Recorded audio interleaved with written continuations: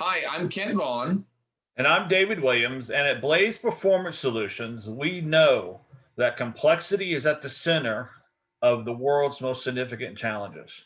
Absolutely. Complexity causes Americans to work among the longest hours of any advanced economy. We're time starved, busy, and often disengaged at work. At BPS, we specialize in simplification. Simplification is the competitive advantage that allows you to be more innovative, more adaptable, and to thrive. Today, in this session, we're going to talk about how to win back your day. This is actually a two-part series. In part one, today, we'll talk about the Eisenhower time matrix. In part two, we'll talk about weekly strategy and daily execution. So, David, take us to the time matrix. Yeah, so this is a great quote from President Eisenhower, and he was also a commanding officer during World War II. And he said, "What is important is seldom urgent, and what is urgent is seldom important." And Eisenhower developed this time management matrix, and there's four quadrants to this matrix, and we're going to walk you through those. So, quadrant one are those things that are always urgent and always important. They act on you. They're crises, they're deadlines, they're problems. There's an emergency phone call from the school saying, that your child's been hurt. So these are things that act on you, always urgent, always important. Quadrant two, what we're talking about is that this is proactive work. These are things that you have to be working on: goals, planning, prevention, relationship building. And so these are things, once again, that you have to act on. These are things that you have to choose to do. Quadrant three is probably the biggest challenge that we face as leaders. More times than not, in our engagement with leaders, we see leaders who have a hard time of letting things go. The quadrant three is the quadrant of delegation. And the reason we don't let it go is because we think that no one can do it better than me. And at the end of the day, it's just going to take less time for me to do it myself rather than having to take the time to train somebody on how to do it. But quadrant three is that delegation activity. Because we don't delegate effectively, we find ourselves being bogged down in quadrant three, doing things that we probably shouldn't be doing anyway. And then quadrant four is time wasters, excessive television, web browsing, gossip, those things that are not urgent and they're not important. So those are the four quadrants. Kent, is there anything that you would add to what I just shared with the group here? Well, the thing I'd add, David, and I love your description of each one of these, is that if we're really honest about the way this ought to look, is quadrant two ought to be the biggest box of all of them. They shouldn't be equal size, right? Quadrant four ought to be a really small box. Quadrant Yeah. three a little bigger. Because why? Because we're going to do less of the fours. And by the way, what we're also saying with there's nothing wrong with watching your favorite TV program or watching your favorite ball game or something that's important to you, right? That's not a time waster, but it's when you binge Netflix Game of Thrones for 10 hours, that is excessive. You watch three or four ball games on a Saturday afternoon, don't do the yard work you promised that you would do. That's what quadrant four is. So if we really thought about quadrant two, we ought to be thinking about how do we make that a bigger and bigger box instead of it being equal size with the other. That's the only thing I'd add. Yeah, and quadrants one, three, and four at the end of the day are really the enemy of quadrant two. So I like how you're saying make the box bigger. And so when we talk about these four quadrants, quadrant one is do it now. Important and urgent, do it now. Quadrant two is you have to decide. You have to schedule a time to do it. Nobody will do this for you. Like, I have to make sure that I keep my doctor's appointments. I have to make sure that I'm focused on building the relationship with this customer.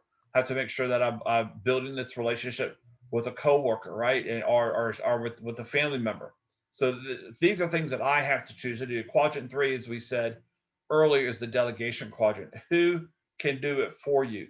Do not spend time in quadrant three. You don't have to. You don't have to. It is the quadrant for you to be able to delegate. And then quadrant four is to delete, eliminate it, get rid of it.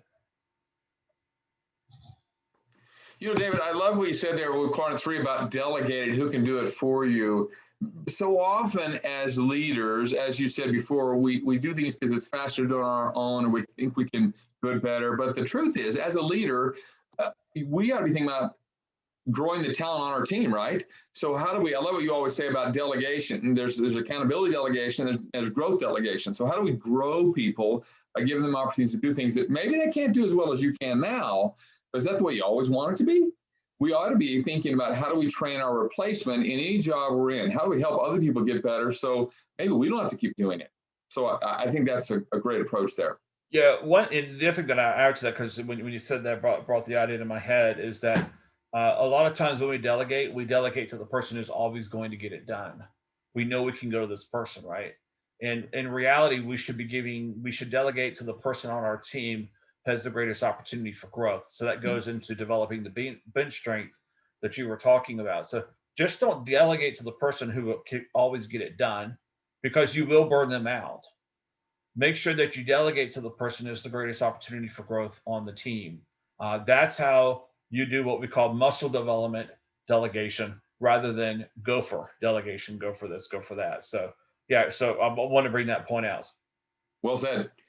As you look at this time matrix, here's an interesting thing to consider. It's a question you ought to ask yourself. If you don't do the quadrant 2 activities, that relationship building, that proactive work, that maintenance on equipment, changing oil in the car, any of those kinds of things, of developing a pipeline for your business, decreasing costs, all the things you ought to be doing, but no one else is forcing us to do them, right? We've got to decide to do them. If you don't do those quadrant 2 activities, if you put them off long enough, what happens to them? What happens to them? Well, think about it for a second. If you ever been too busy driving to stop and get gas? I have. Yeah, and then you're holding your breath thinking, oh my word, I hope that something comes up here. I remember the first time I ever drove through Wyoming, into the state from the east side, from Nebraska, and there was a gas station there, and I thought, oh, we don't need gas, not knowing that there wasn't going to be another gas station for like 120 miles. Well, now I'm holding my breath. Got my wife and daughter taking her to college in the car, thinking, "Oh my gosh, where's the next gas station?" Yeah. And there was no cell service, so you couldn't find the information, right? So if we put quadrant 2 things off too long, they become quadrant 1s. Now they're urgent and they're important. Oh my word, drop everything and get this done. That's an obvious one. But here's the other one. If we don't do them, they may just go away. Think about how many missed opportunities you've had that you think, wow, if I had done that, if I'd invested in that, if I spent that time, if I'd whatever, and you can't do it anymore. Not an opportunity anymore. It's a missed opportunity. Yeah, that's right. So important to think about that. What would you add about quadrant 2, David? No, I mean, I think that's probably the biggest, that's a huge red flag for all of us, is to never make the assumption that the quadrant 2 opportunity will always be there, because it won't. Eventually, it will go away. And so, yeah, I love it when you bring that point out, because it's so strong, so strong. It is a great point. So if you think about it, the fact is great leaders have a plan. And that's really what we mean here, having a plan. And in part 2 of this when you're back your day approach to living and leading, we will talk a lot more about that. But the idea here is that leaders do plan. And we also say all the time that leadership is not a title. Leadership is how you live your life, leading your own life, leading your own family, leading your own situation. Don't wait for someone else to tell you. So here's what we'd like you to do.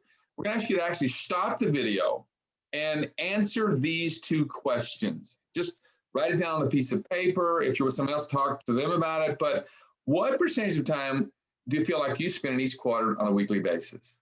Just give a percentage. Just draw the 4 squares, 1, 2, 3, 4. What percentage would you time you spend each week? Is it 20%, 50%? How much time is in quadrant 1, right? It's different in different jobs, and we know it's different days.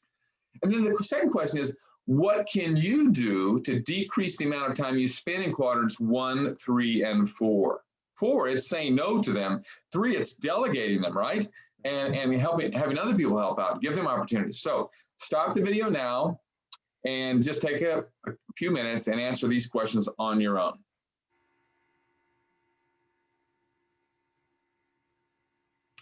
Welcome back. We hope you've enjoyed this conversation about the Eisenhower time matrix. We have many clients who actually literally have a picture of the time matrix just on their desk at all times, and to remind them, hey, today, where am I? What quadrant am I in now? What quadrant should I be in? A great reminder. It can be a great tool to remind you every day, what am I focusing on and where should I be focusing on? So how are you going to apply this? What are you going to do this with this information? So here's what we'd recommend. Think right now about how you're going to apply the time matrix for the rest of this week. We don't know what day of the week it is, but how are you going to apply it for the rest of the week? And then how will you apply this next week? And finally, we'd recommend that you share it with someone else. Share with someone else. Get someone else on your team or significant other, spouse, friend, whomever it is, and get them thinking and talking about this as well. You'll be amazed when you have someone else to share this with and hold each other accountable, that it really does make a difference as you apply this, because frankly, that's wisdom. Wisdom is knowledge correctly applied. So get some wisdom here by applying this. Anything else you want to add, David? No, I just reinforce that last point there. Share this with someone else. The opportunity to retain the content better and also be able to learn and grow with someone else teaching this content. It goes a long way in helping you get really good at this, right? Don't complicate it. Keep it simple. Share this with someone else. Maybe you can give them some insights that they don't have right now. So use this opportunity to really help somebody else grow that you work with. Fantastic. Remember, simplification is the key. Simplify your life. Well, have a fantastic day. Thanks for being with us. We look forward to being with you in the next session of the Blaze Leadership Academy.